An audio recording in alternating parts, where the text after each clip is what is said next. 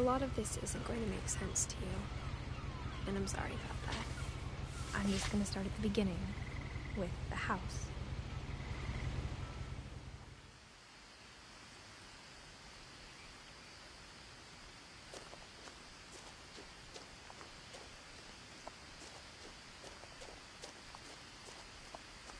I lived here until I was 11, but I wasn't allowed inside half the rooms.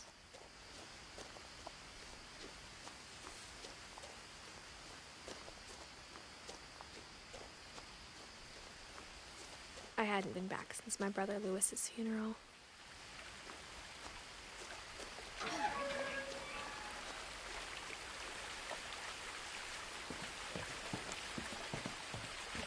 In her will, my mother left me a key, but didn't tell me what it unlocked. Maybe she thought I'd know. Or she thought that the mystery would be enough to bring me back.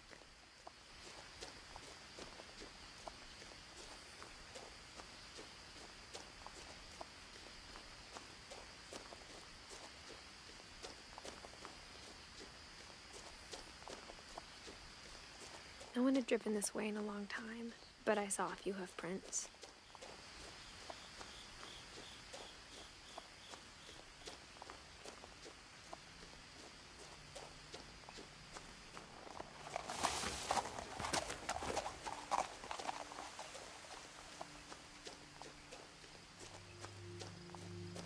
The truth is, even after I inherited the house, I never thought I'd come back to it. But now I had questions about my family that only the house knew the answers to.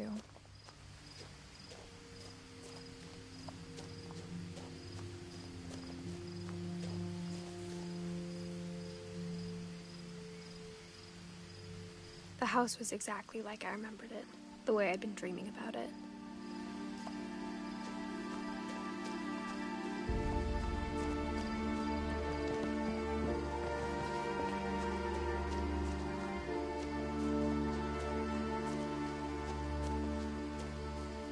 As a child, the house made me uncomfortable in a way I couldn't put into words.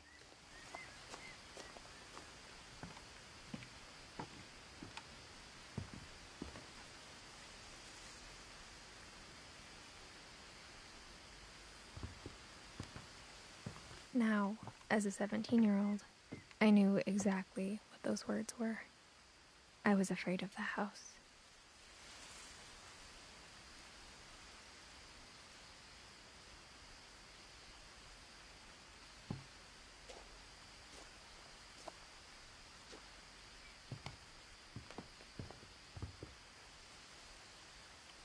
I hoped the key might unlock the front door.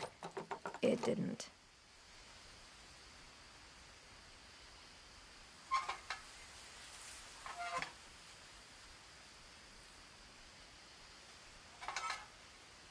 Looking in, I felt like the house itself had been waiting for me.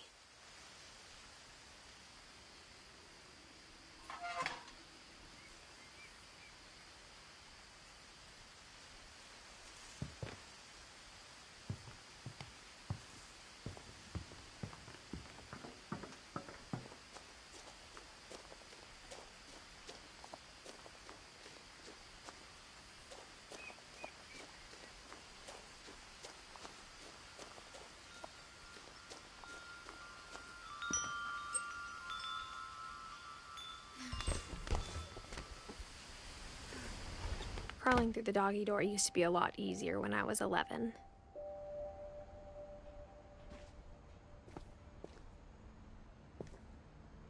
The power had been turned off the night we left.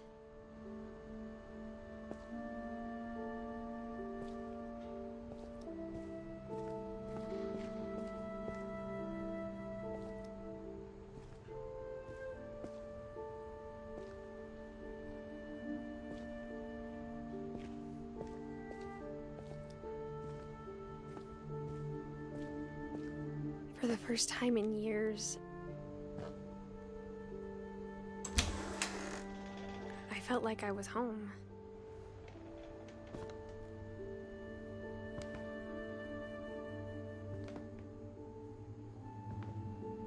But instead of a family, there were just memories of one.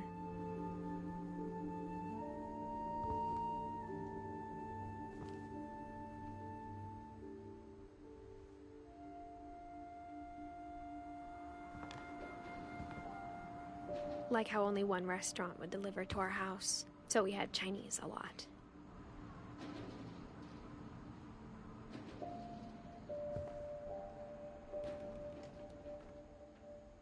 Or how after Louis started working at the cannery, we all got sick of eating salmon. Except our cat, Molly.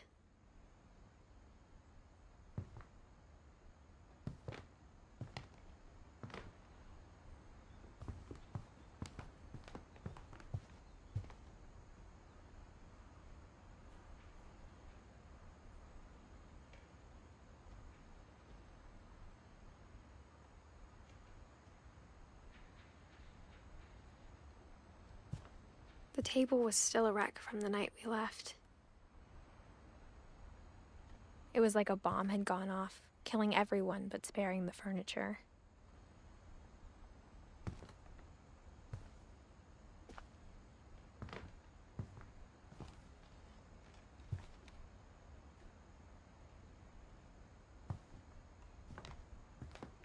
My mom was the only one of us who could imagine Great-Grandma Edie living in a nursing home.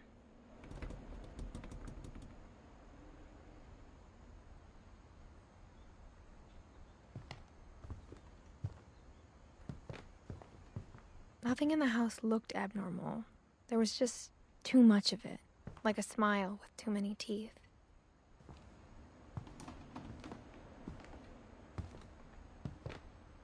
Even the fireplace had a story. Edie told me the bricks came from the original house, after it sank.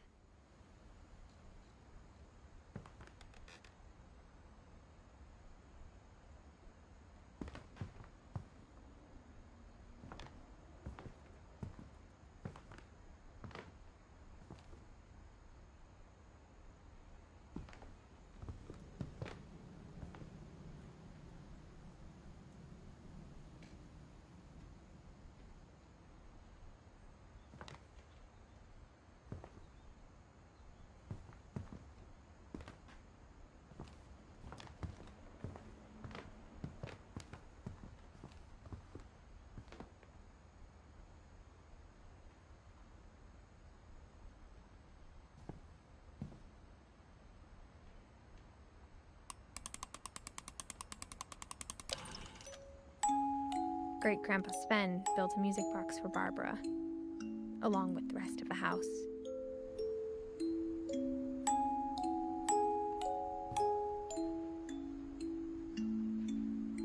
Mom always told me to stay out of the basement, so I wasn't too surprised when the key didn't fit.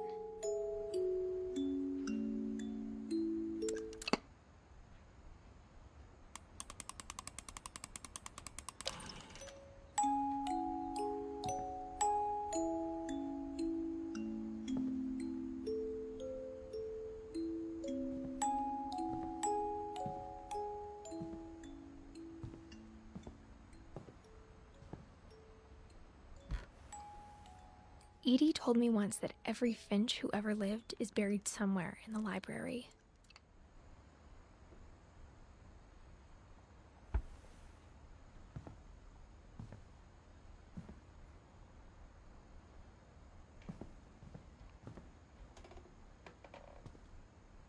After Milton disappeared, Mom sealed up all the bedrooms. Then Edie retaliated and drilled peepholes.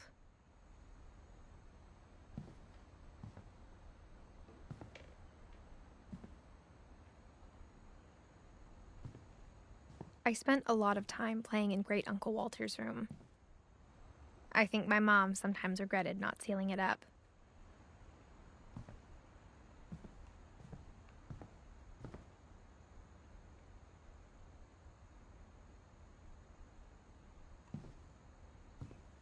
Louis told me there were secret passages, but I never believed.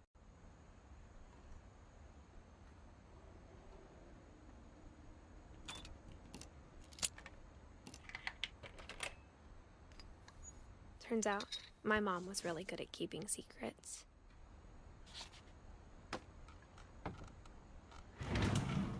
Now it was time to find out what my mom had been afraid of.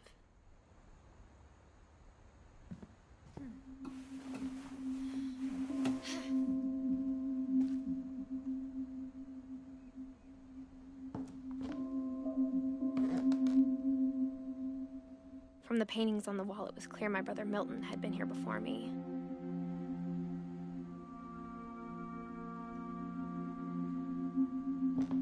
Reading this, maybe it sounds like I had a plan, but I had no idea what was behind that door.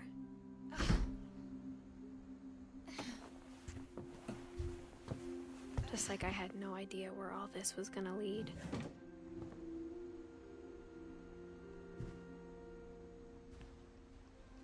I grew up looking at Molly's room through the peephole. Molly's gerbil had a tiny bedroom with its own even tinier gerbil cage.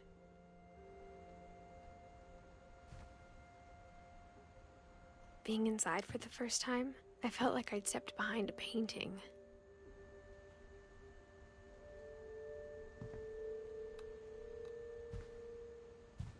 I got the sense Edie had spent a lot of time here, before my mom sealed the doors.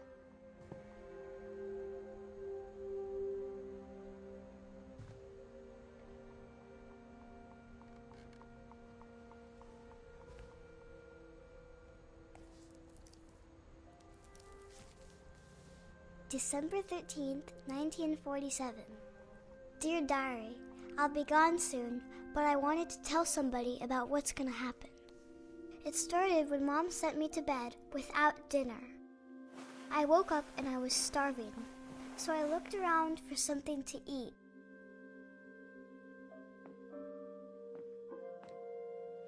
The gerbil food was dry, but I didn't mind it.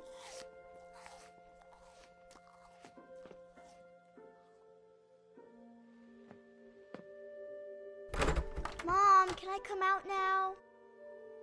Sweetheart, it's late. Go to sleep.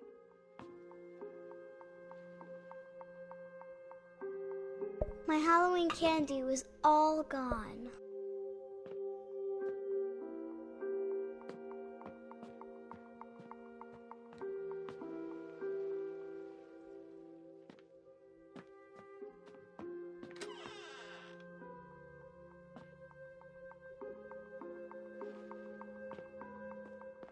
I kept eating and eating.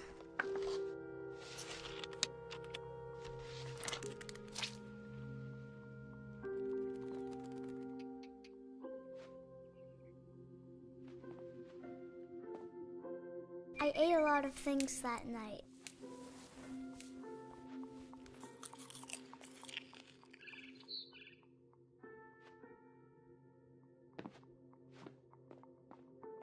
Then I heard chirping outside my window. It was a barn swallow going back to her nest. I reached out for her.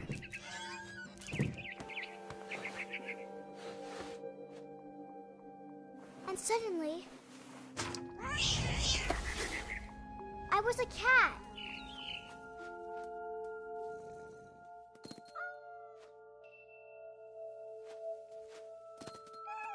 I tried to be quiet, but the bird was really scared.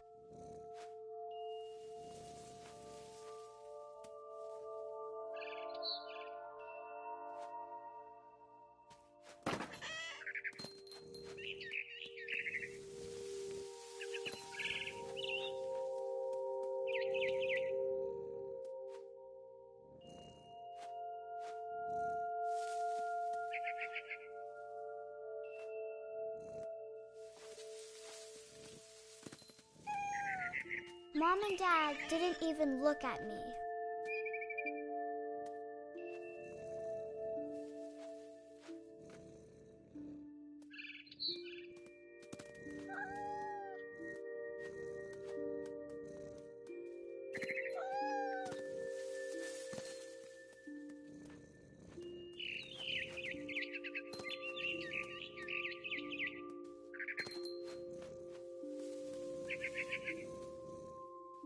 I jumped and I almost got her.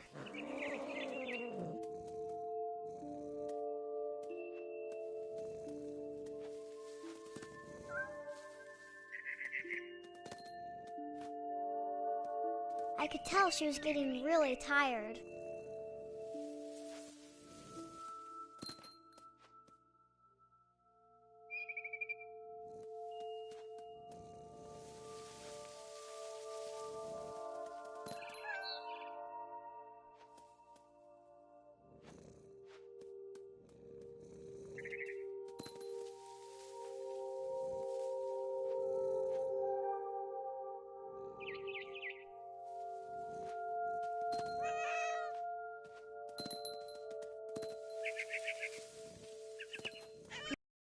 in the big tree. I promised Dad I wouldn't climb it anymore. All I cared about was eating that mama bird.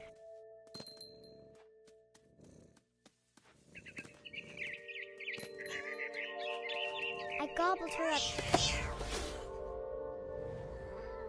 And suddenly, I was an owl. First, all I heard was the wind. Then I heard little teeth nibbling in the grass.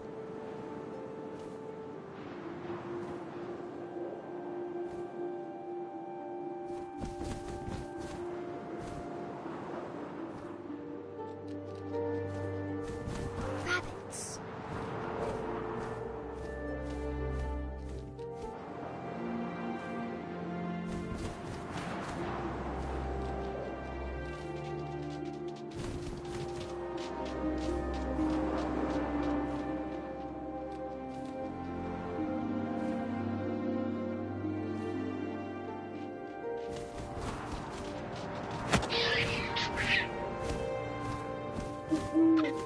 I imagined his face looking up and seeing mine through my talons. I swallowed him up, and I didn't chew one bit. Then I flew off to find something bigger.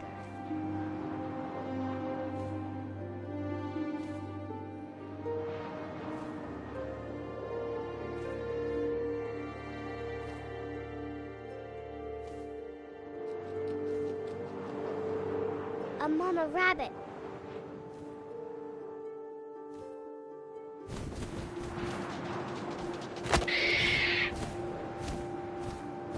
She was almost too big to carry. I started choking, but I couldn't stop eating. And suddenly, I was a shark.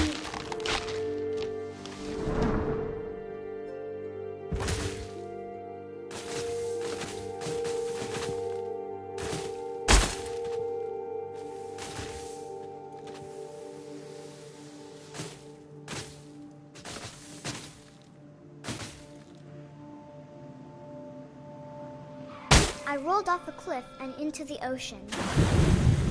Now, I was hungrier than ever.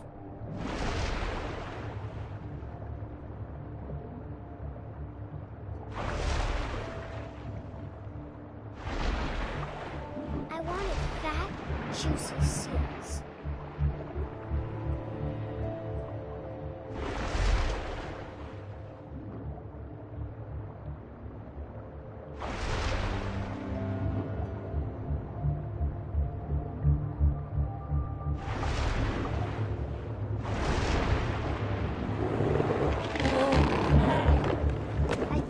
Her flipper, and it tasted really good.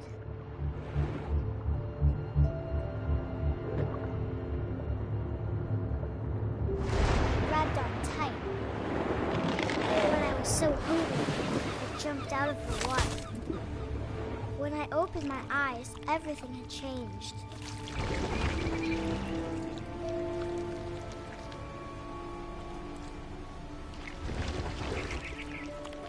Now I was a monster, and I smelled people everywhere.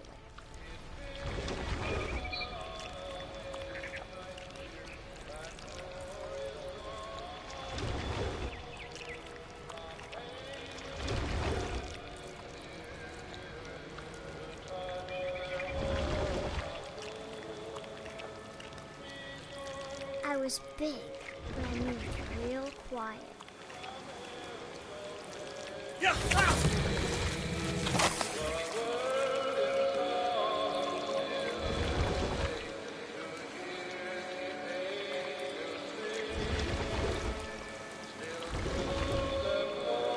I wanted to stop, but also I didn't.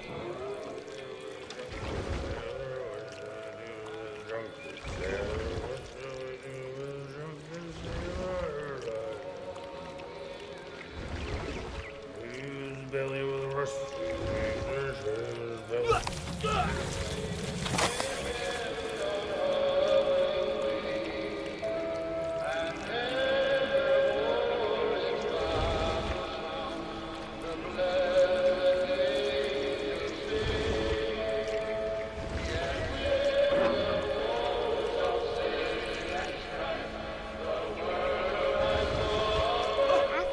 last passenger, I was still hungry. And across the water, I smelled something new. Something I had to have, so I swam towards it.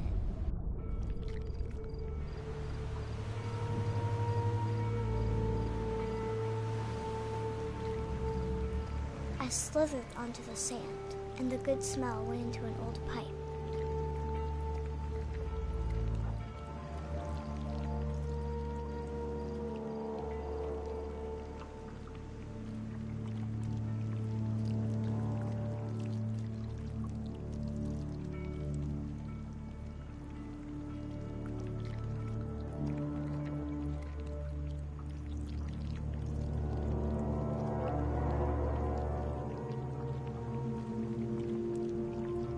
I got closer and closer.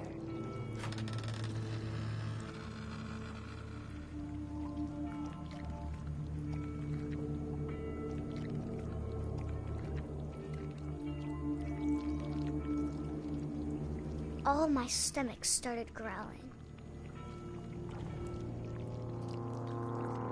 And suddenly, I was me again. I held my breath for a long time, but I couldn't hear anything. I think it's waiting for me to fall asleep. But it's not going to wait much longer. It needs to feed, and we both know I will be delicious.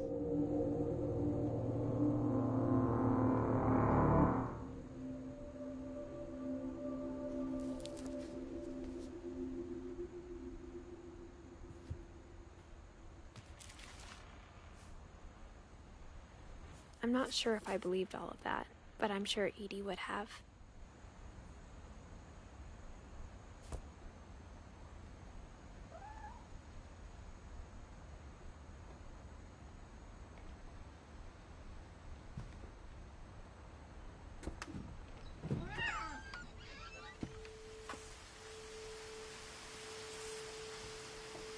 This will be obvious later, but my mom never told me any of these stories.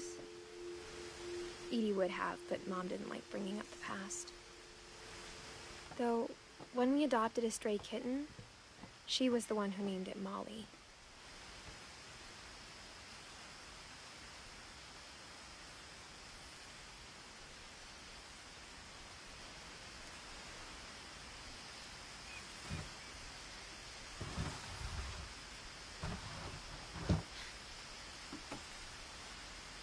I spent a lot of time in Great-Grandma Edie's room.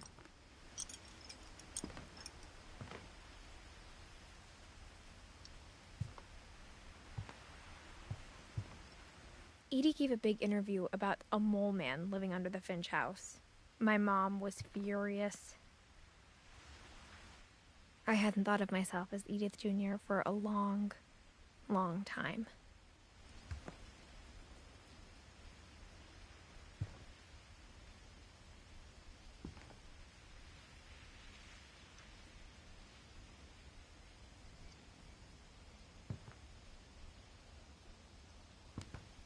One summer, they evacuated the island, but Edie refused to go. For a few weeks, she was a celebrity.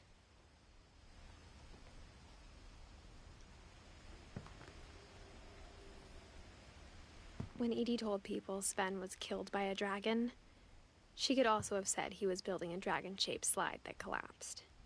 She could have, but she didn't.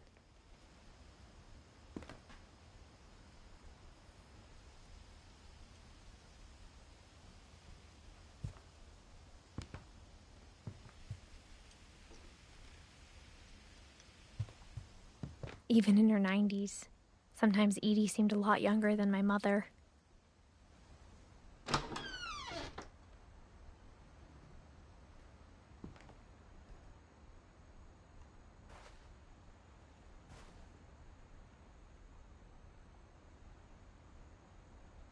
The only trace Grandpa Sam's first wife, Kay, left on the house was the pink bathroom.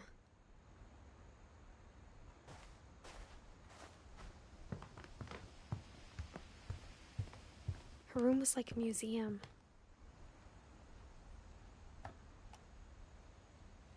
For 500 years, the Finches have been famous throughout Norway for their fortune and misfortune.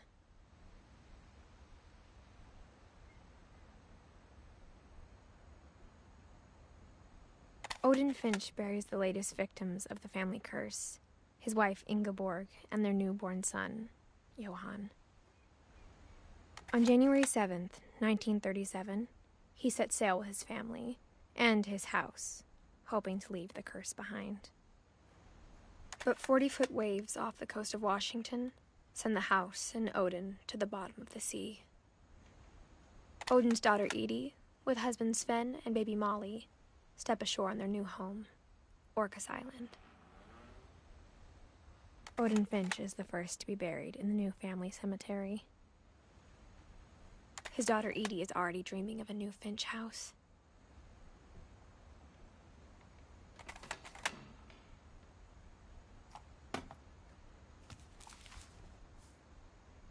Whatever's wrong with this family, it goes back a long ways.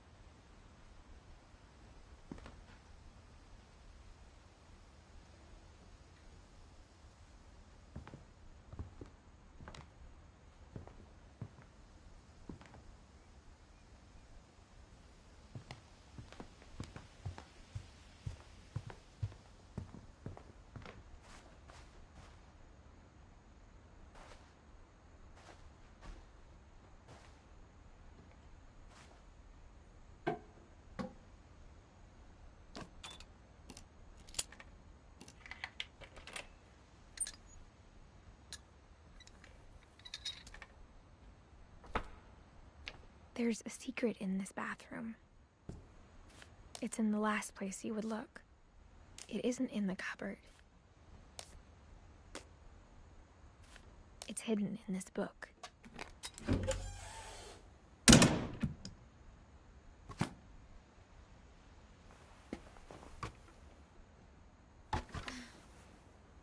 Sven gave Sam an old camera he'd refurbished. He never put it down.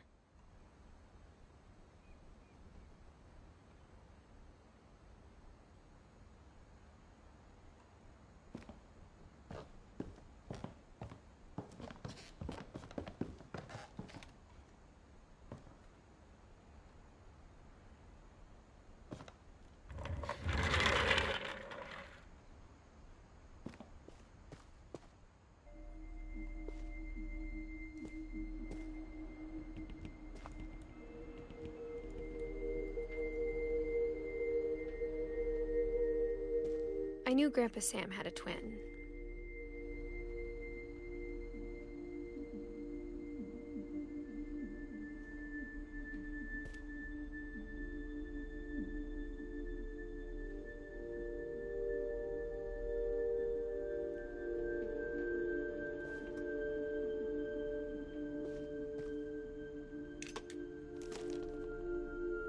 And that he never talked about him.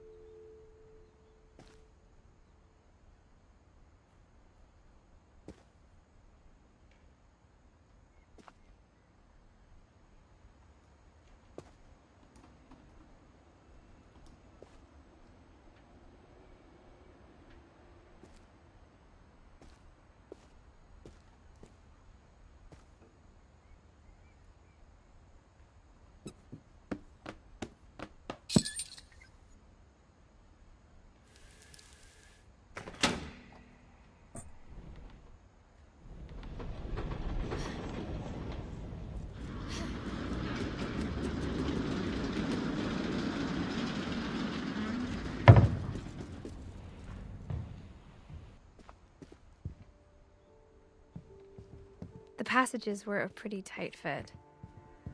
They'd obviously been built for smaller hands and bellies.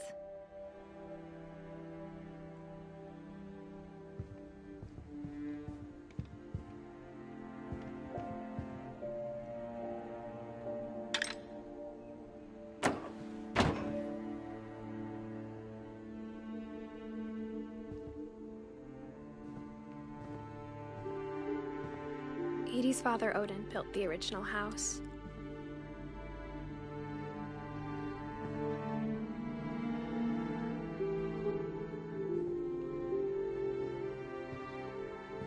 Whenever people ask me about my family, the first thing they always want to know about is Barbara.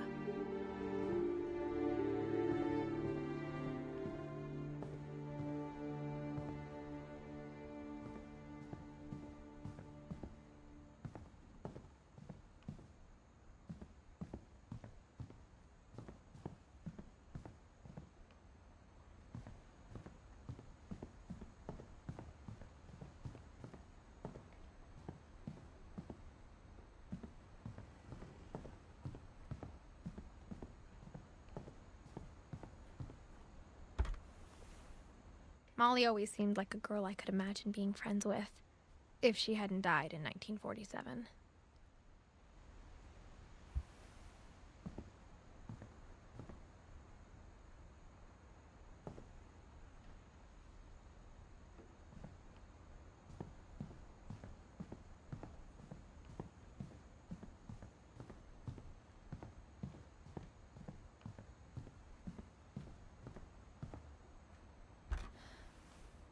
The last time I was in Edith Sr.'s room, I was 10 and she was painting my portrait.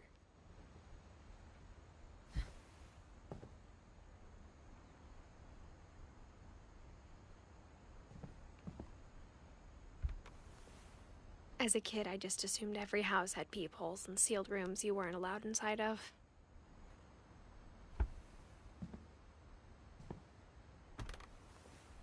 My Grandpa Sam spent 7 years sharing a room with his dead brother, Calvin.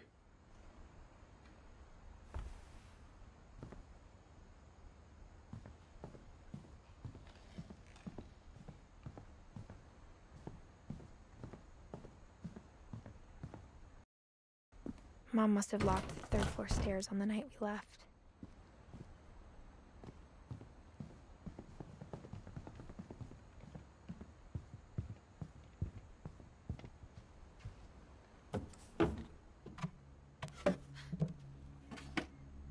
Growing up, I always thought of Barbara as a child star.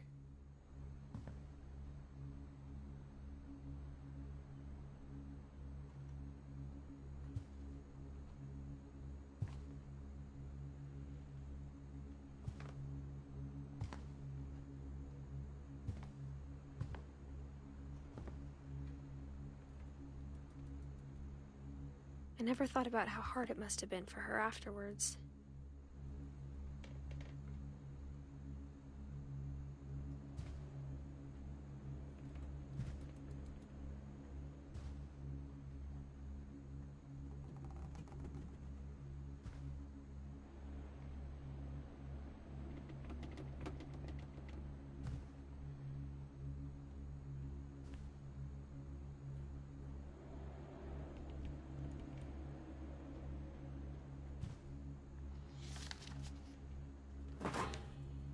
Of all the stories people wrote about Barbara's death, I'm surprised Edie saved this one.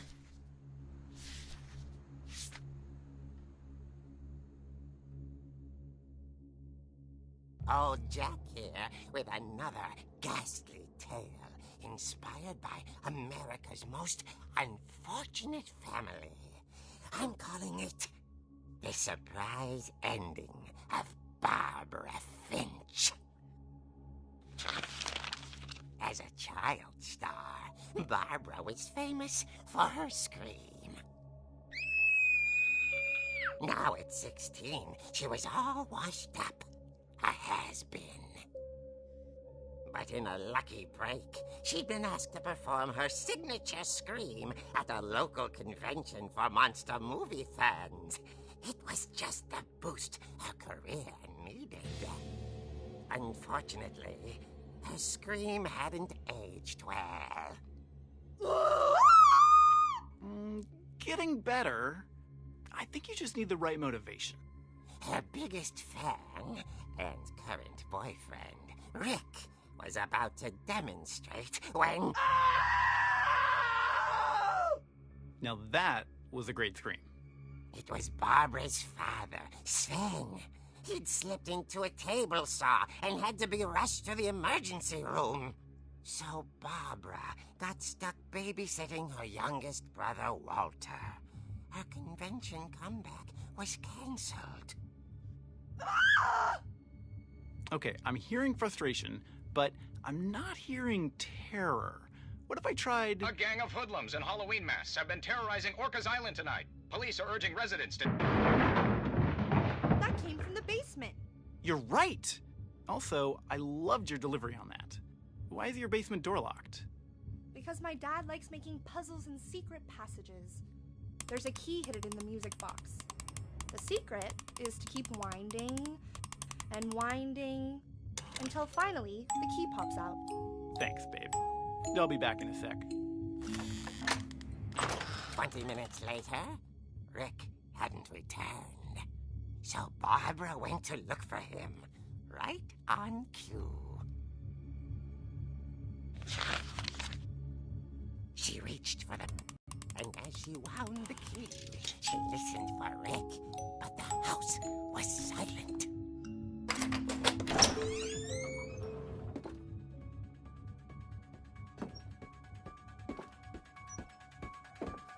She found Rick's crutch and imagined the worst.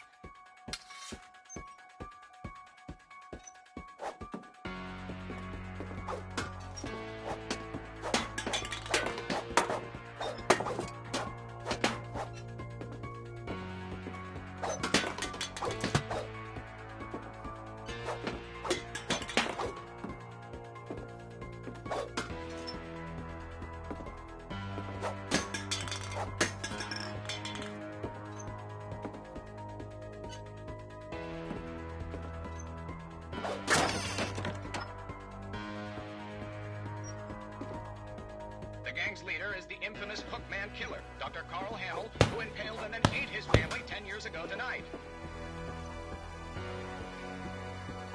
The old fridge rattled and grew still. Oh dear! Oh! Rick?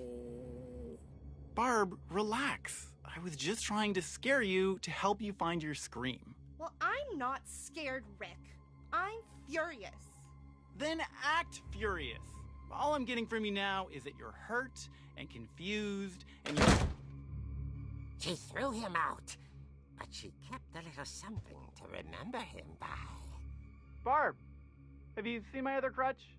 And she was still holding it when she fell asleep watching the late picture show.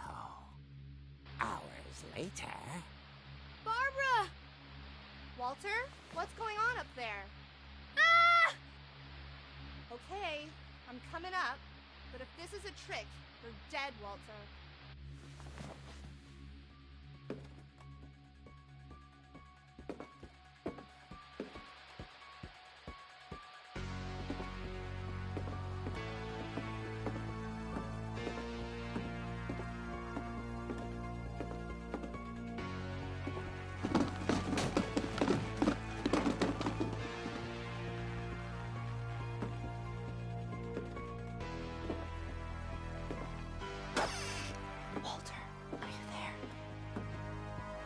Walter had vanished, but his bedside radio was still on. Orcas Island police describe the man as 6 feet tall, with a steel hook for a hand. Residents are urged to lock all doors and windows and notify the police of any suspicious activity.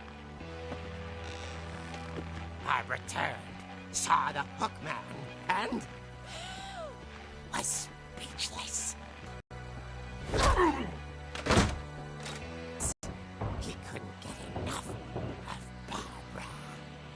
Okay, Barbara, there's gotta be another way out of here.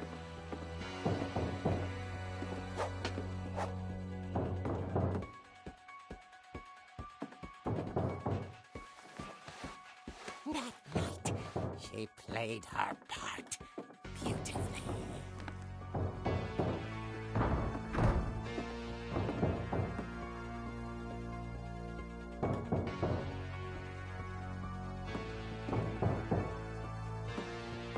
Molly's door hadn't been opened in years.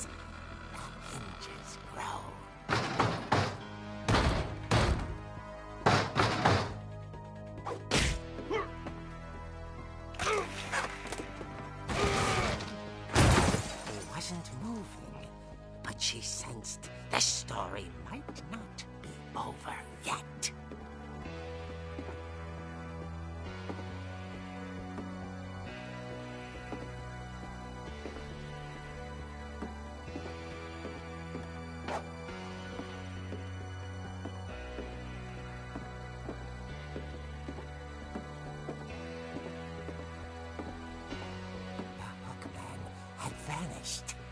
She listened for his breathing, but all she heard was...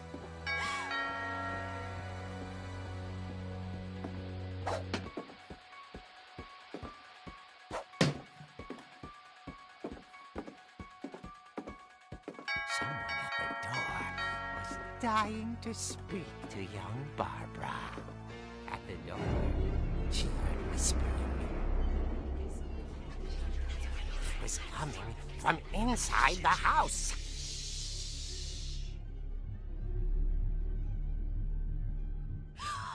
Oh dear.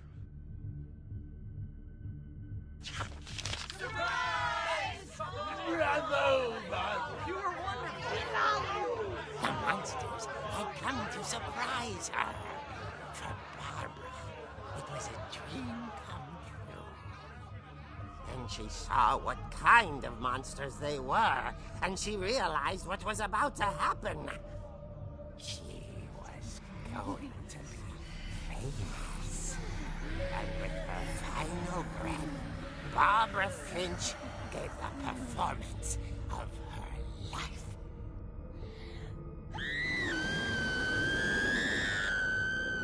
I wasn't there myself, but I hear Barbara was magnificent. Poor girl. She had a taste for stardom. But unfortunately, so did her fans. Of course, the police blamed it all on poor Rick, who disappeared the same night. And little Walter?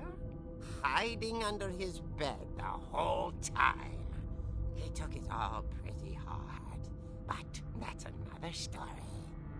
As for Barbara, tucked inside the music box is all they ever found of her. Her ear. Now that's what I call a real eerie tale.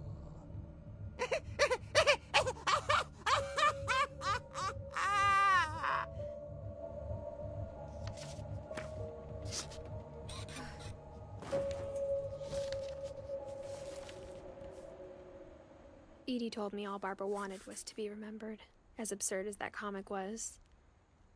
Maybe what Edie saw was a happy ending.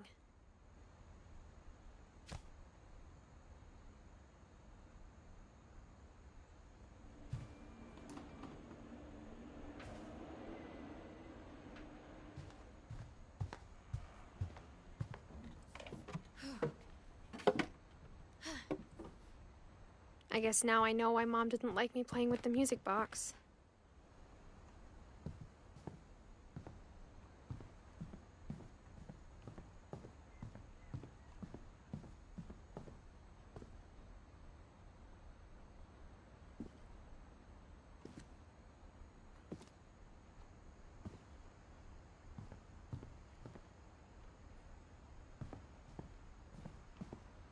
My mom wasn't much of an optimist, but she never stopped believing that my brother Milton was alive.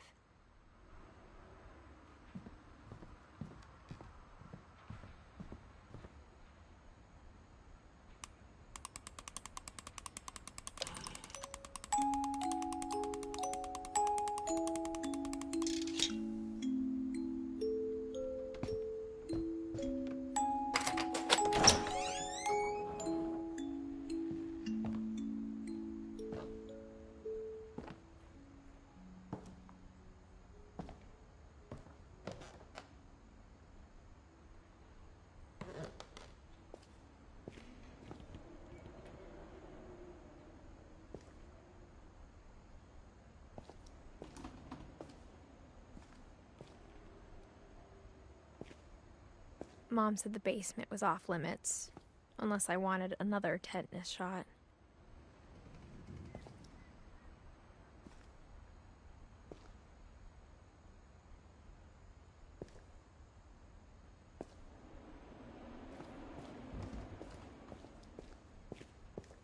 I saw Edie sneak down to the basement once, carrying packages.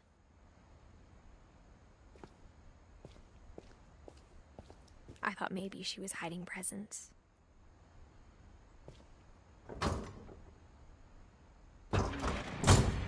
It turned out she was hiding a lot more than that.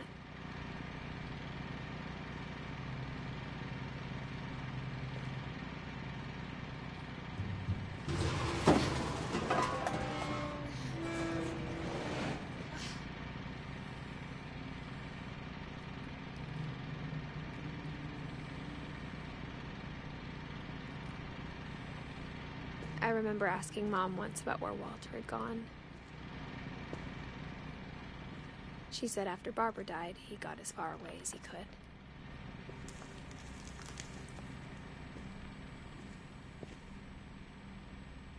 If there's a pattern in all these stories,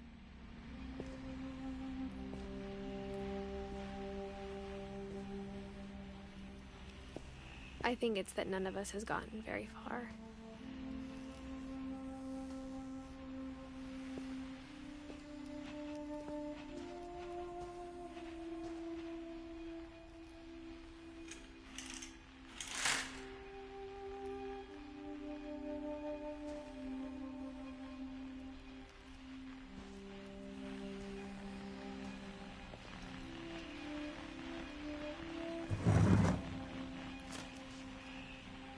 Goodbye, everyone. I can't believe I've been down here for 30 years. On that first day, after the shaking started, I didn't think I'd survive a week.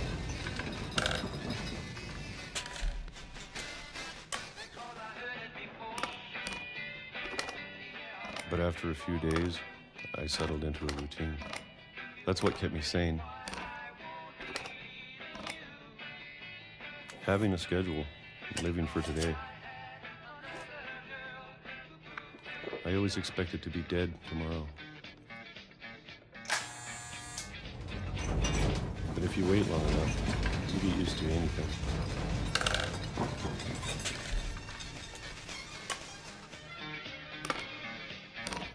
Even a monster on the other side of the door starts to feel normal. Almost friendly.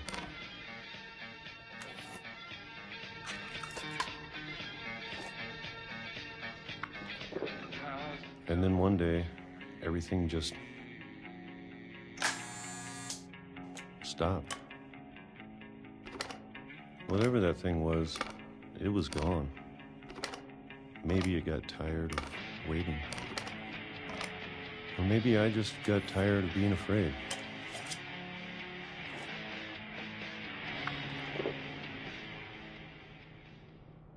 It's been a week now, the longest in 30 years.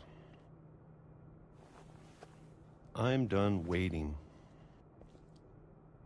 I have to leave. Well, I still can.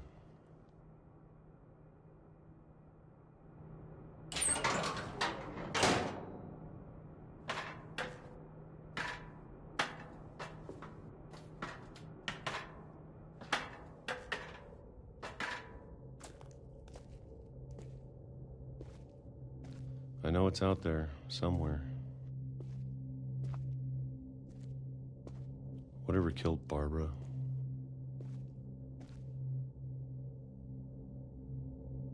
And Molly. And Calvin.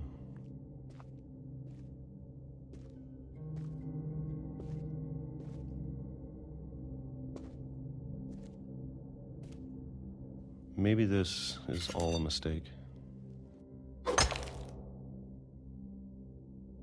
But I need to stop living the same day, even if it kills me.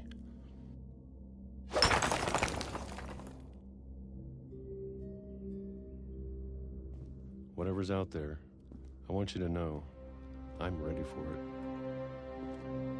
I'm going to appreciate all of it, especially the food. I don't mind if I only have a year left, or a month, or a single week. I'd be happy with one new day. I can already imagine the sun on my face.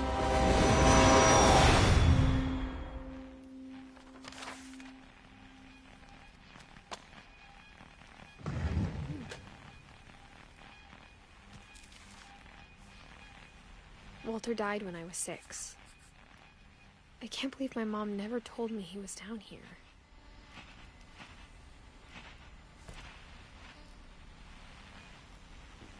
I'm sure my mom was trying to protect me.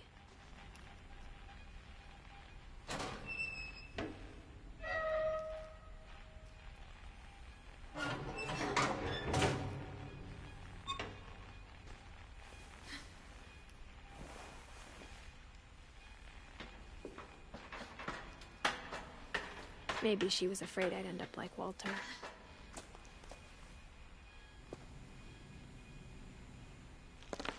But if she never told me about an uncle under the house, I can only imagine what else she was hiding. I don't want to make the same mistakes she made. Trying to bury something that's still alive. Now that there's only one of us left, or maybe 2, I thought it was time I heard the stories for myself and found out what happened to everyone else. But now I'm worried the stories themselves might be the problem. Maybe we believed so much in a family curse, we made it real.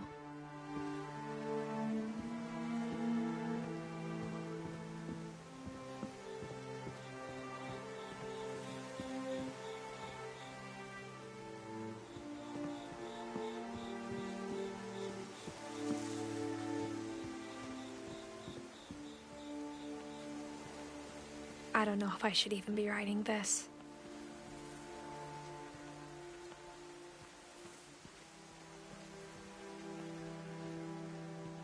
Maybe it'd be better if all this just died with me.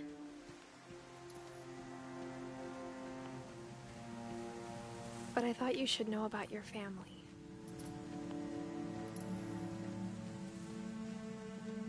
And the history you're a part of.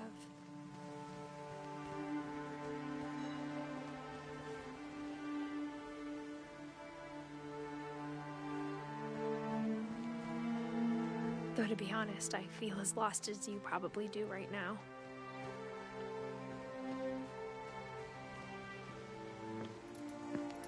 I think the people in these stories believed them, for what that's worth.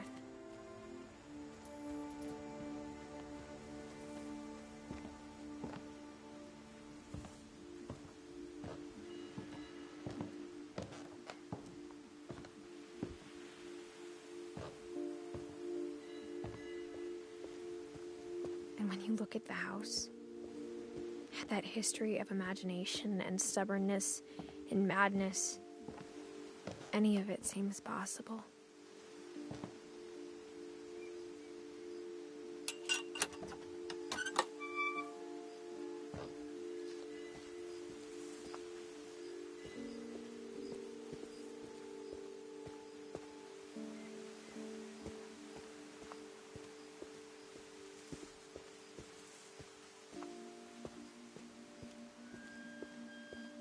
I think we've been surrounded by death for so long, we've just gotten used to it.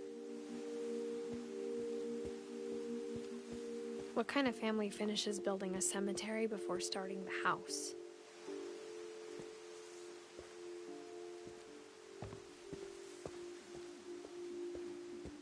It's embarrassing for me to admit this, but the pet cemetery made me more uncomfortable than the human one.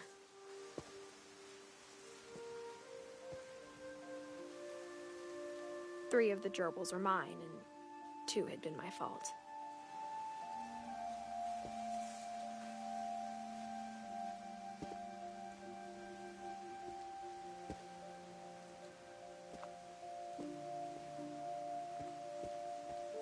Sven built the house, but it was Edie who designed the cemetery.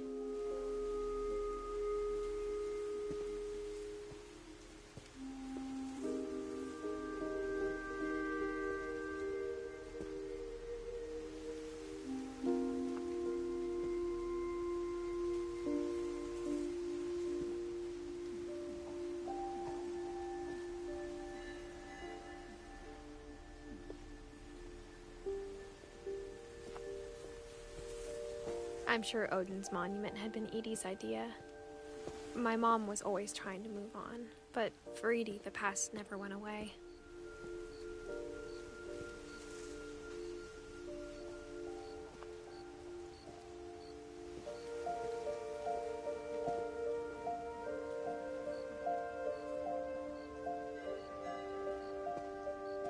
She could see it poking out of the water at low tide.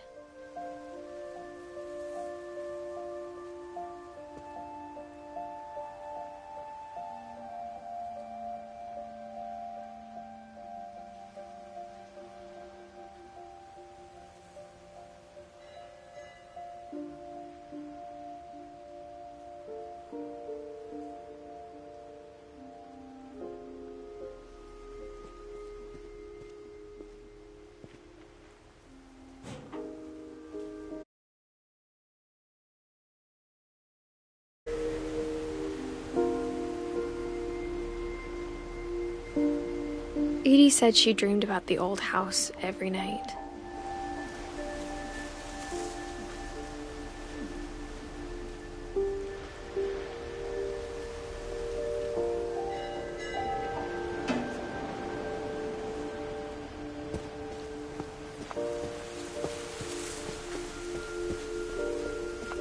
Edie's side was always easier for me to understand.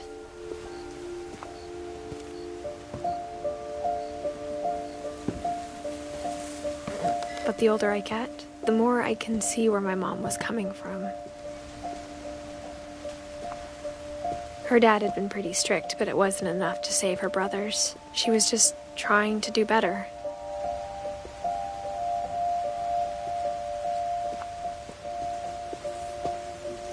She lost 2 of her brothers, just like I did. I get why she tried so hard to protect us. We never found Milton's body, so my mom insisted we were putting up a monument, not a tombstone.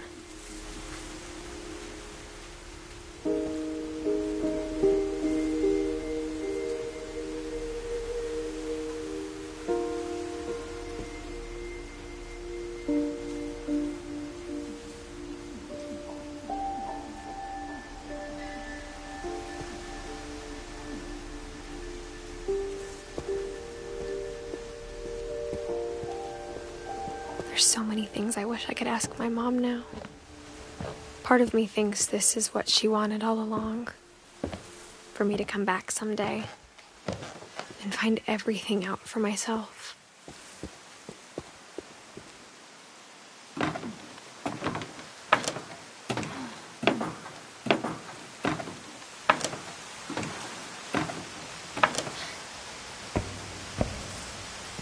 But looking back on it now, if she told me there was going to be so much climbing, I never would have come when I was 22 weeks pregnant.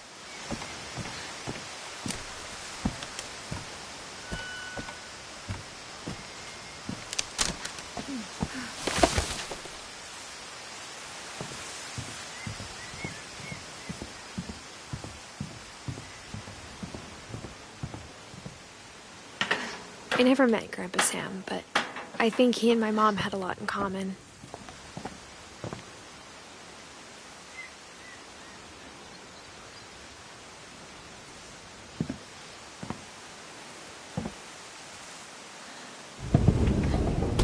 They were both pretty intense.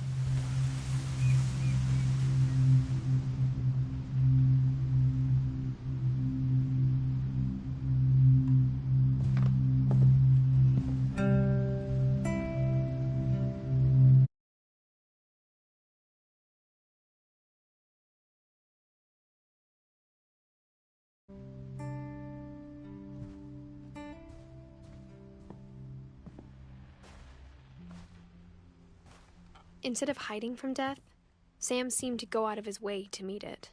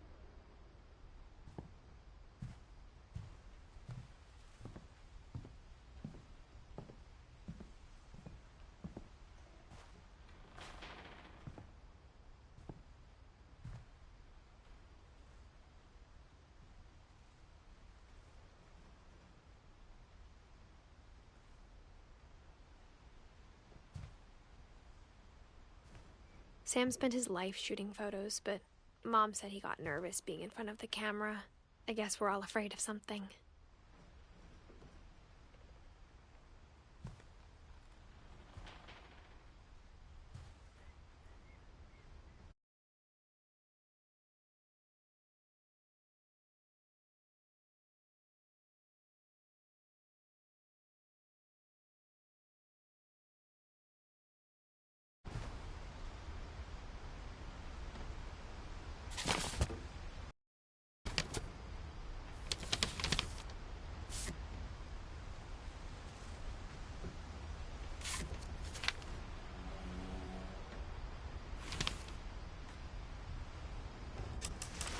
Dawn, I promise, you'll never forget this weekend. Yes, sir. These memories are gonna last a lifetime. Am I gonna have to shoot anything? It's a hunting trip, Dawn. Perfect. It's gonna rain the whole weekend, isn't it?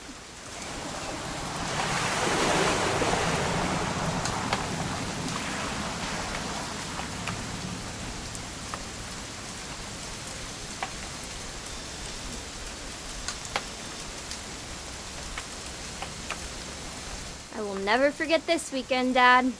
That's the spirit. Smile, Dawn. Okay, got it. I'm gonna take some pictures, okay? Just be careful. That camera's older than you are. Hey! That's a keeper. I'm just saying, I'm not always gonna be here, Dawn. You'll need to remember this stuff, if you want to survive. I'll be fine, Dad. You know who else thought he was gonna be fine? Some guy who died. Dawn, I'm being serious. I know, Dad. You're always serious. Doesn't being out here make you want to chill out? Well, to tell you the truth, I haven't been out here in 20 years.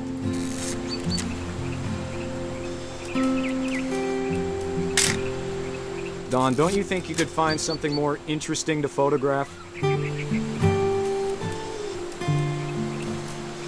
Last time I was with my brother Calvin. Man, that was a great trip. Your grandpa Sven taught us how to fish, how to build a fire. We found an old logging trail. There were deer everywhere. I bet if I could remember where that trail was, we'd spot a buck for you in no time. Give me a minute to check the map.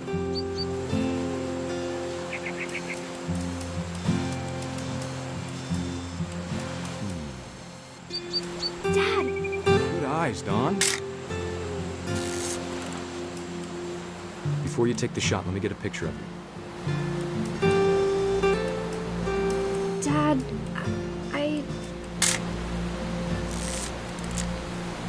Let me get behind you.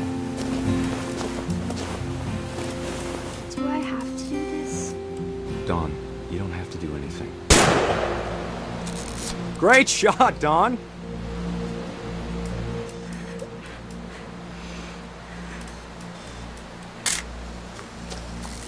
I'm proud of you, Dawn. Always remember that, okay? Dad, it's twitching. I think That's it's totally so... normal, Dawn. Just focus on the camera. Try not to think about... Dad!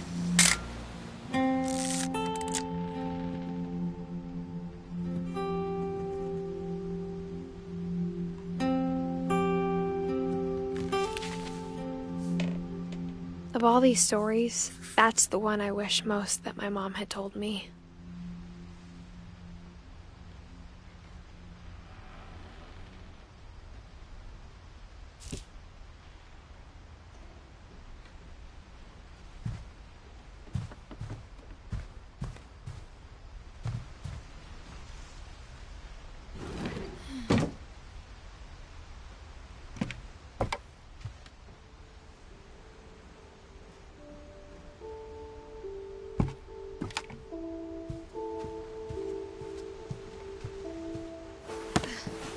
After Sam died, my mom and Edie got really close.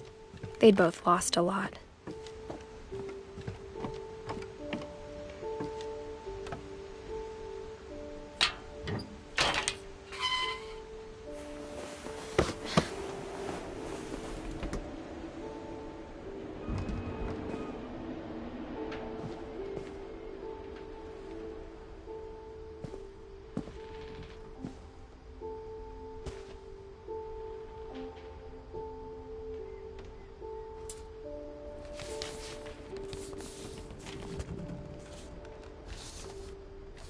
Dear Kay, do you remember the way Gregory used to laugh when he thought he was alone?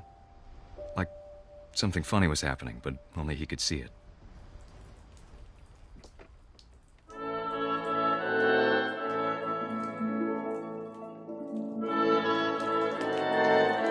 I think he saw things the rest of us don't.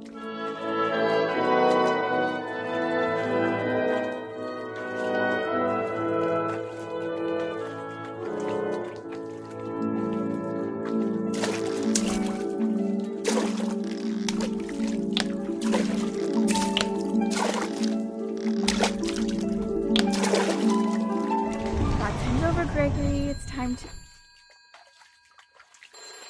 Hold on, sweetie. Hello? Sam, I told you I don't want to talk right now. I wonder what he saw. What his world was like.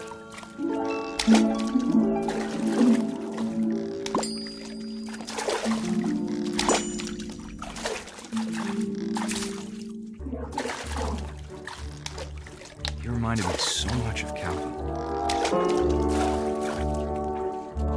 Lost in his imagination.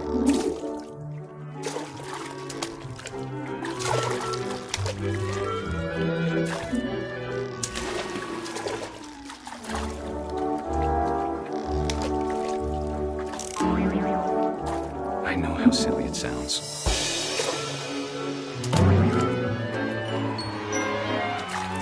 But I worried about a baby being too happy.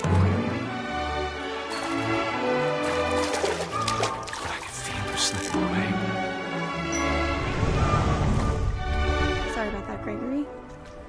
I know you did everything you could. Maybe if I hadn't called that night. Damn it. Hold on, I don't want Gregory to hear. I wish he could have told us about the world he saw.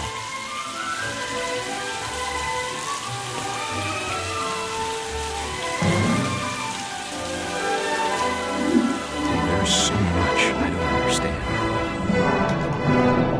about Gregory, about everything.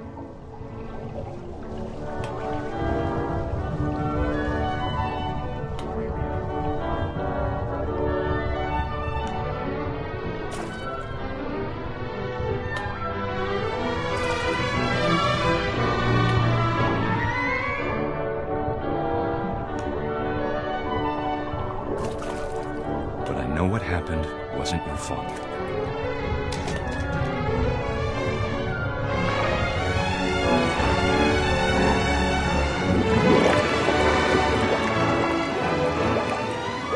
I'm sure he's happy.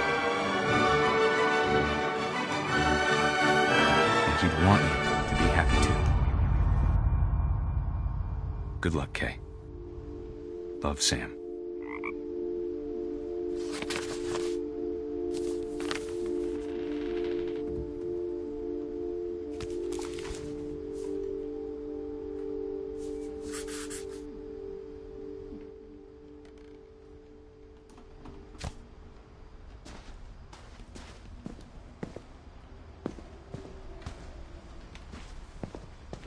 Can't imagine my mom ever writing poetry, and yet...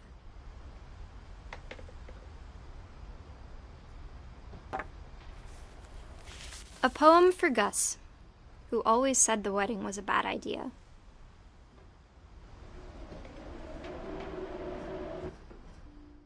Our father never hit us kids, at least not very hard, before the day my brother said with teenage disregard that he'd be dead before he'd see a wedding in our yard.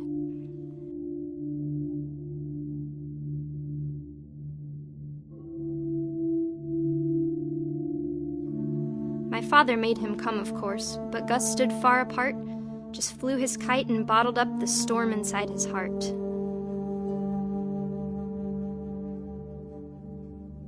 I tried to talk him out of it, but though he'd never met her, "We don't need a stepmom," were the words that I remember.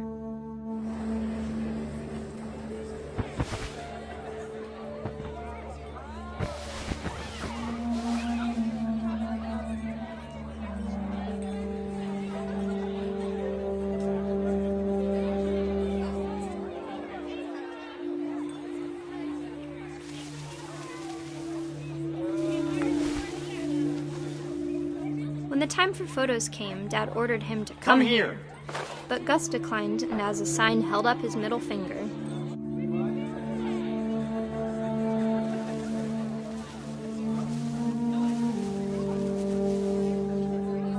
The wind picked up, and panicked geese appeared and quickly went. But all the humans did that day was go inside the tent.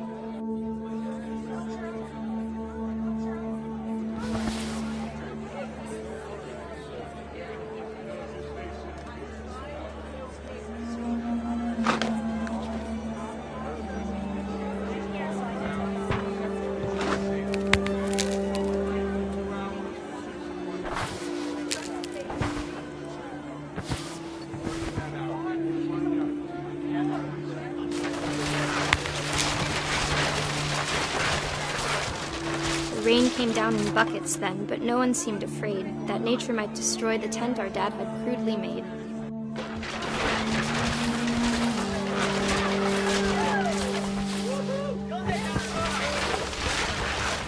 The thunder sounded much too close and full of angry power, but all my father said to this was, "Make the music louder."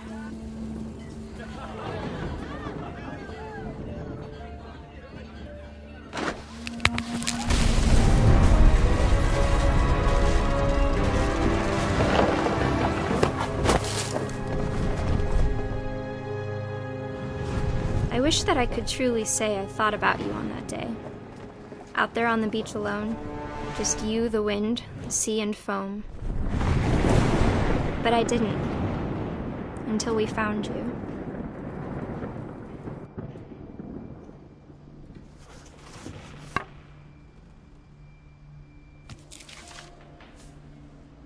She never talked about him, but Mom told me once if I was a boy, they were going to name me Gus.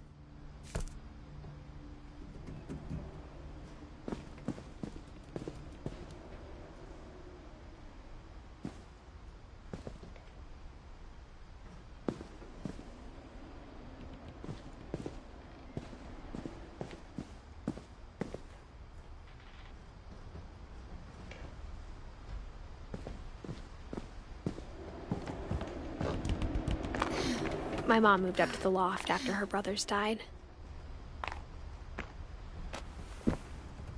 At the time, it was as far away as she could get.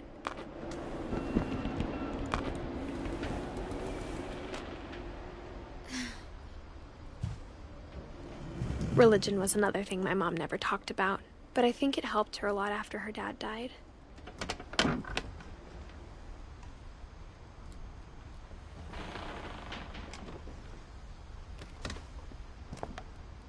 She spent a summer building houses in Calcutta, where she met my dad, Sanjay.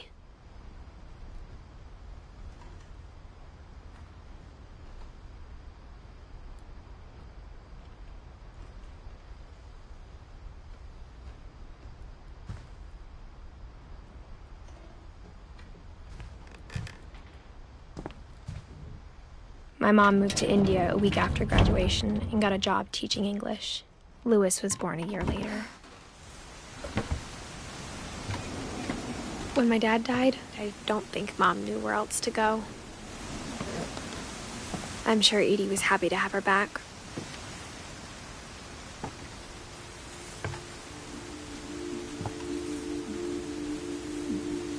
And to see kids in the house again. The house had to get a little bigger, but Edie was used to that.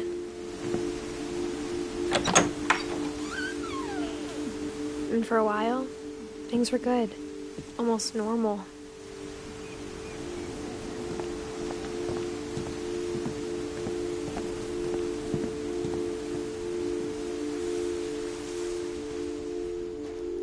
But it didn't last.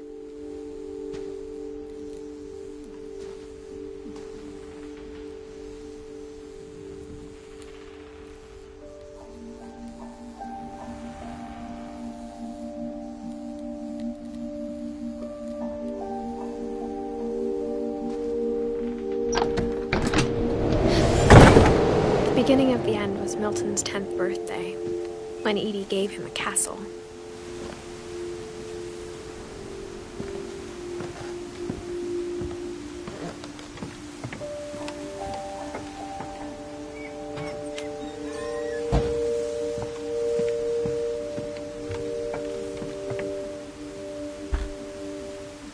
After Milton disappeared, the only thing he left behind was a room full of paintings.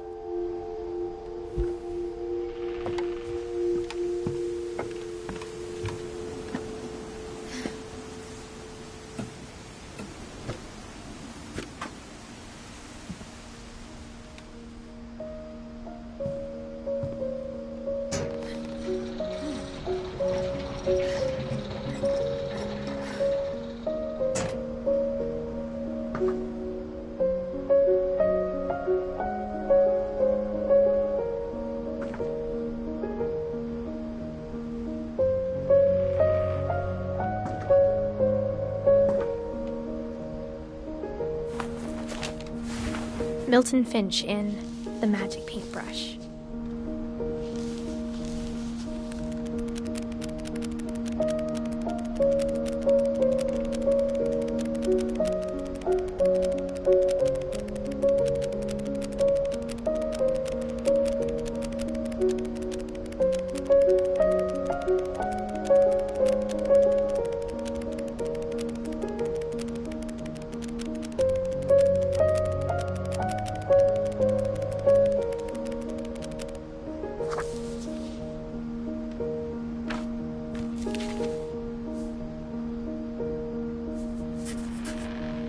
I was 4 when Milton disappeared.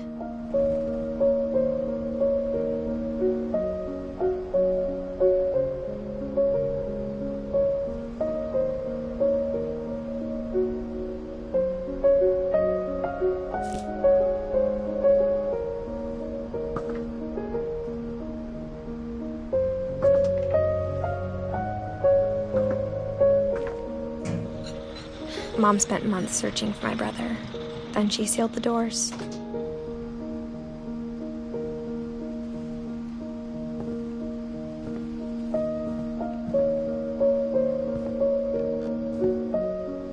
Whatever Milton had found in the house, Mom didn't want it getting out.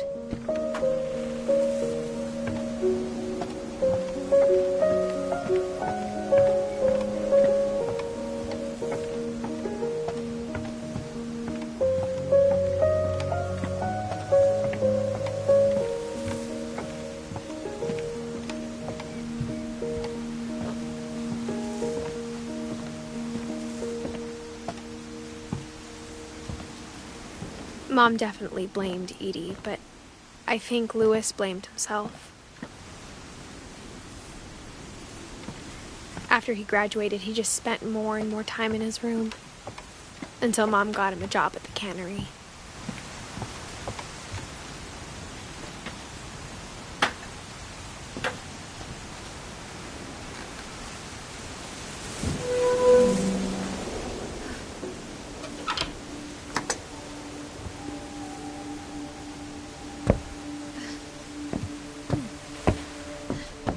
Louis's room smelled very, very familiar. That part of him lived on.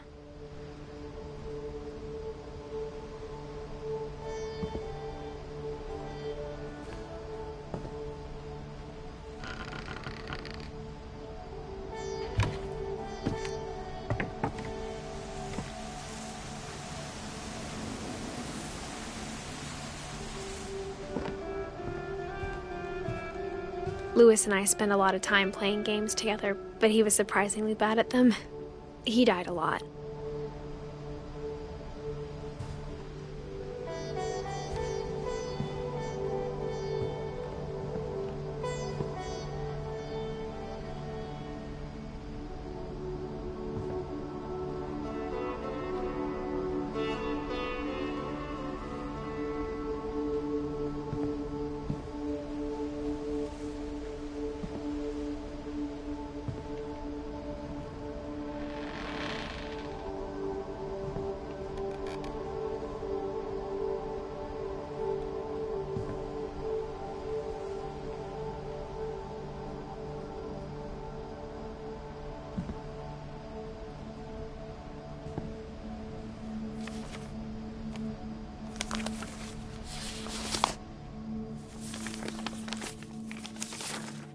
Dear Mrs. Finch, as Louis's psychiatrist, I can understand your desire for an explanation. As I see it, the trouble began in January, shortly after we convinced your son to seek treatment for substance abuse.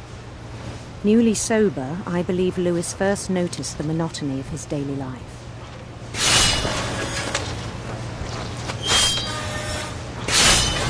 He kept working at the cannery, but he withdrew part of himself. In our sessions, I saw the same behavior. His mind began to wander. I asked him to describe it. He said he started small, imagining a labyrinth. He'd feel his way about. Then something moved. Bats. And toads. And things that have not names. He knew it was all in his head. But he took it very seriously. I had hoped he'd find himself.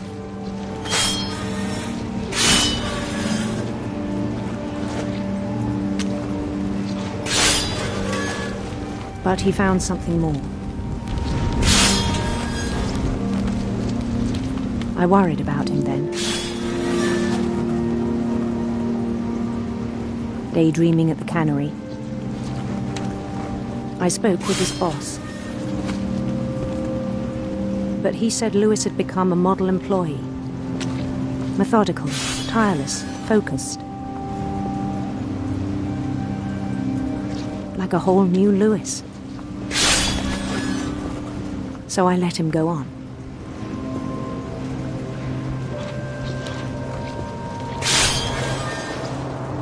I even encouraged him. It seemed very promising at first. He told me he'd made a new friend.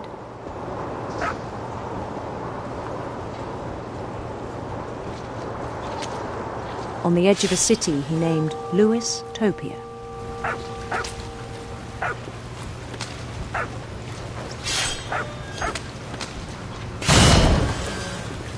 He built the city up slowly, brick by brick. Then he made musicians.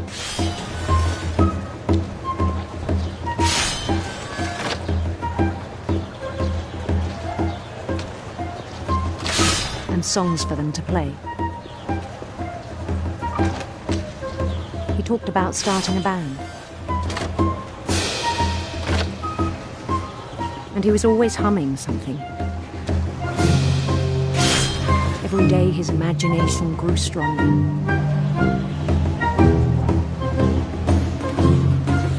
He no longer spoke at the cannery. But his chopping was as reliable as ever. Then one day it struck him that all the cheering crowds, even the stones under his feet, were all in his imagination. So he could do whatever he wished.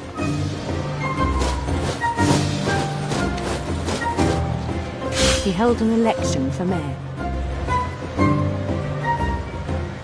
And he won. They begged him to stay, but his mind was already wandering. It became a game for him.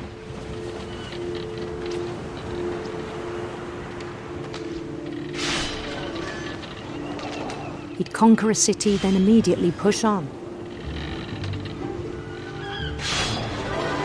New Louisville.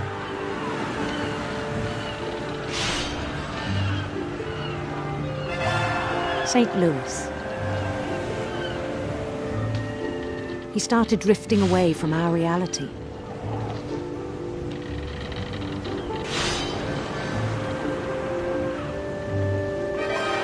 Minneapolis. Until one day he forgot to go home from the cannery. Even as his mother pleaded with him, part of Lewis kept sailing on.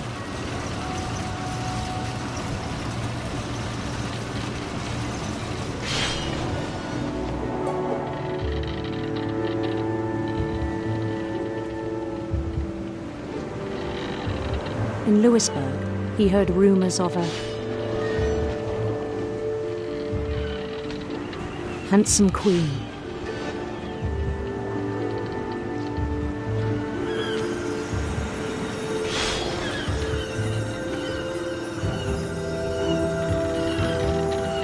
The queen was on her own quest for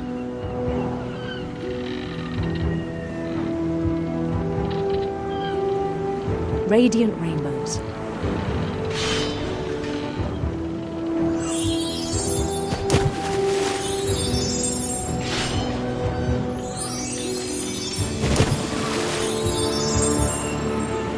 He followed the sound of her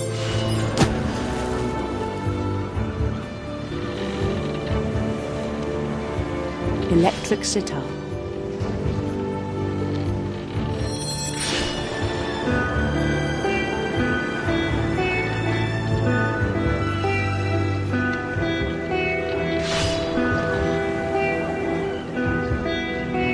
His chase led him to a golden palace east of the sun and west of the moon.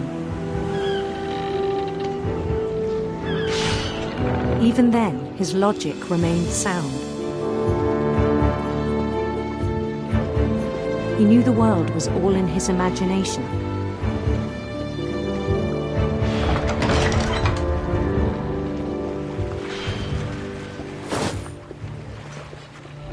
But he was so proud of having created it.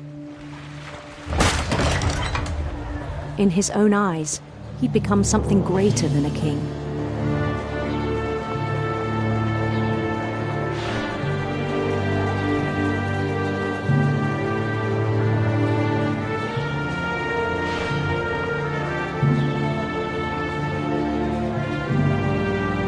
For someone who'd never known success in the real world, I think it was overwhelming.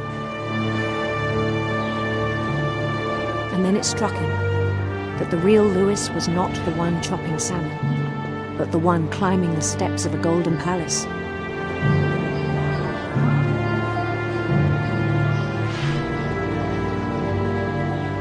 My imagination is as real as my body, he told me. It was hard to argue with him.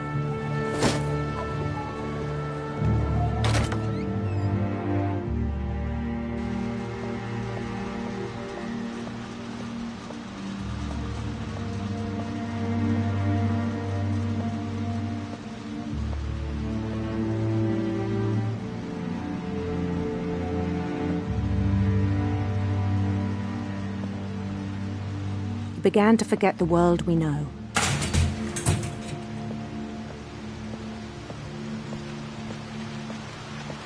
I think it pained him to remember Louis, the cannery worker.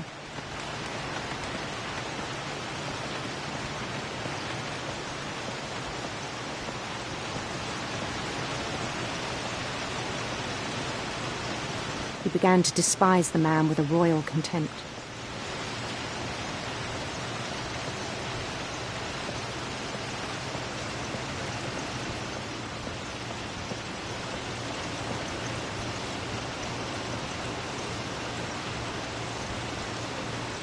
I still thought I could save him.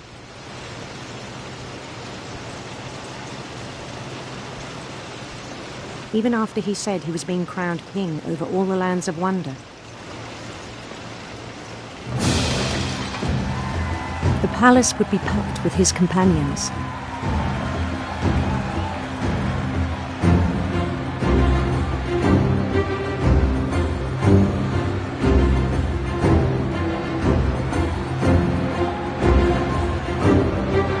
Including the wise Calico who'd insisted on inviting him.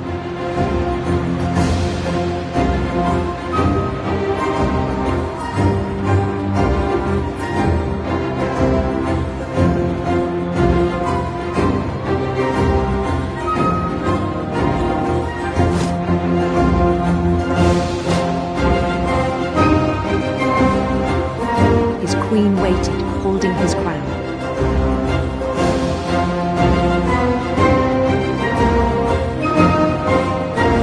There was only one thing left to do.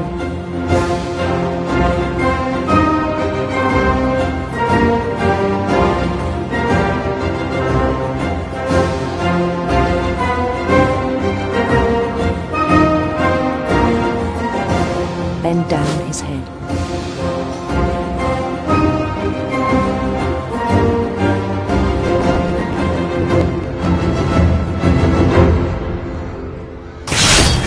And the rest I think you know. Mrs. Finch, your son was a kind man who will be missed by all of us who knew him.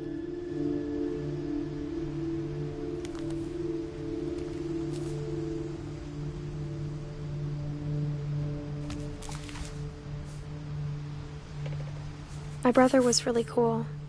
I wish you could have met him.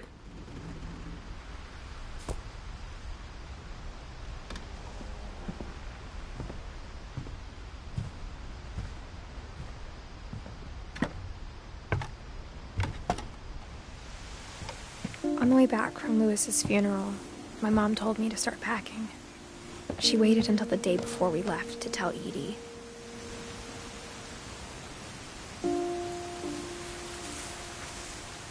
I'm not sure if she wanted to make it easier or harder.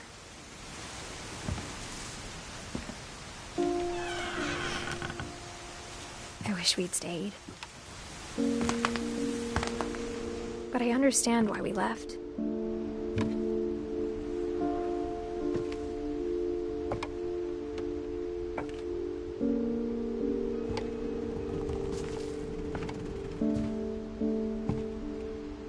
My mom ended up leaving everything behind.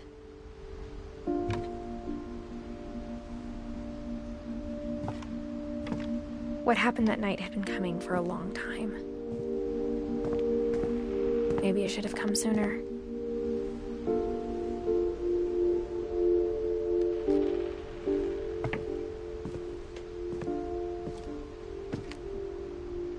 But it had to end one way or another. All that's left now is to tell you about that last night.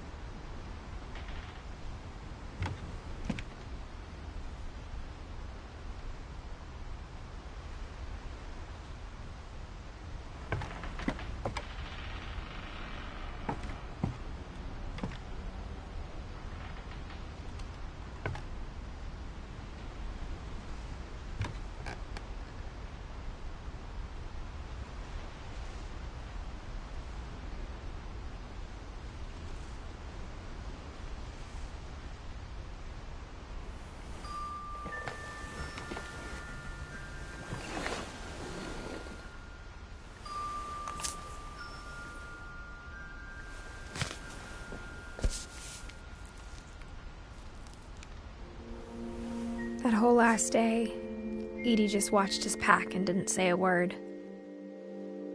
Until supper, when she raised her glass and said, "To our final night together, and all our final nights apart." Grandma, you know what I said about alcohol. Some of your medications are very Edith, specific. I left a present for you in the hallway. Why don't you go open it? The grown-ups have to argue now. I'm sorry, you're right. We're all leaving tomorrow. Let's just enjoy our last... I'm not leaving. Edith, you're excused.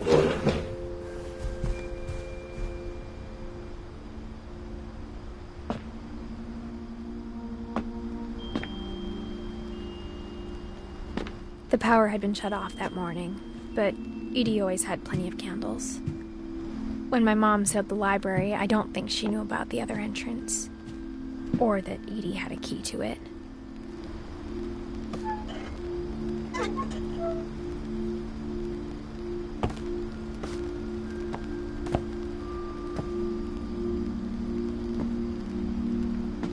That thing you're afraid of isn't going to end when you leave the house. Edith has a right to know these stories. My children are dead because of your stories. I think it's best if Edith and I leave tonight.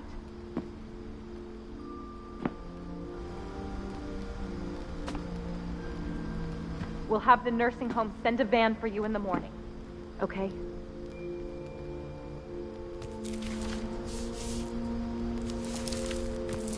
Dear Edith, there's so many stories I wish I could tell you, but there's only time for one. This is about what happened on the night you were born. That night, the tide went way, way out. It was the first and last time I ever saw the old house aground. There'd been an earthquake out in the middle of the ocean. They called it the lowest tide in 1,000 years. God, it smelled awful. You know, I've seen that house every day of my life.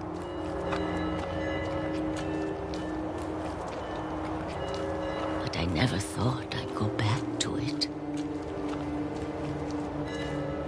When the fog rolled in, I lost my way.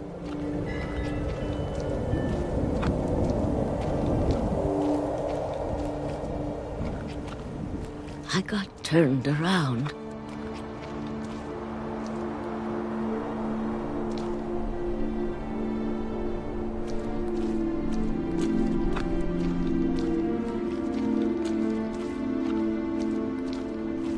I started seeing things.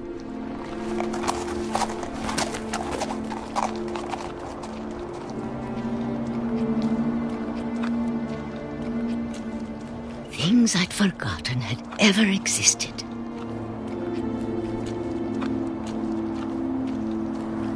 But when I saw them, they felt like old friends.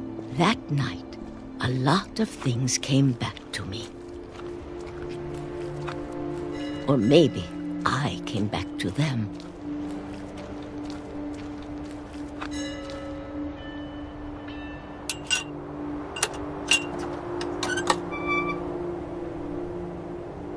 Things I can't explain, but that I need you to try and... Edith, what are you doing in here? It's mine. Edith! Mom, you're gonna rip it! Let go! I kicked and screamed, but Mom dragged me to the car. I never saw Great-Grandma Edie again. The next morning, the van came to pick her up, but she was already gone. After that, we moved around a lot.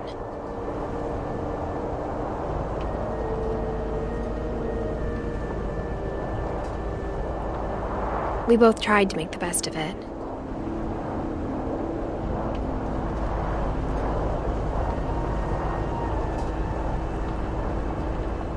A few years went by.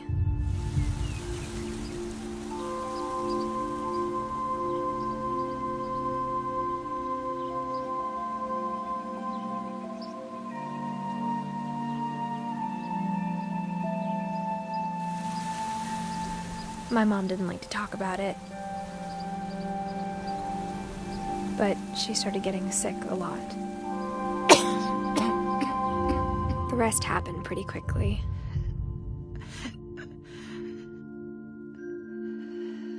She got better for a while,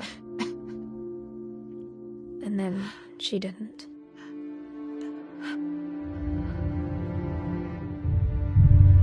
And then I was alone. The last Finch left alive.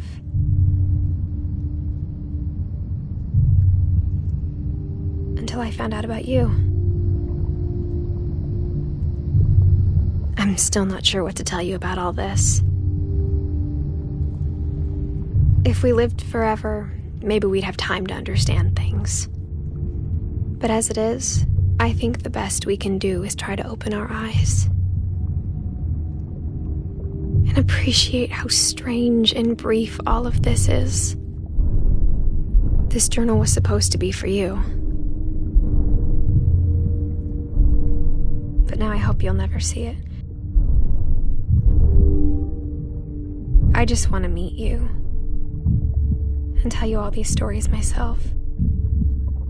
But I guess if you're reading this now, things didn't work out that way.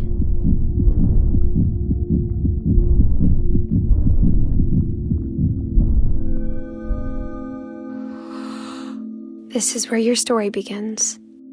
I'm sorry I won't be there to see it. It's a lot to ask, but I don't want you to be sad that I'm gone. I want you to be amazed that any of us ever had a chance to be here at all. Good luck.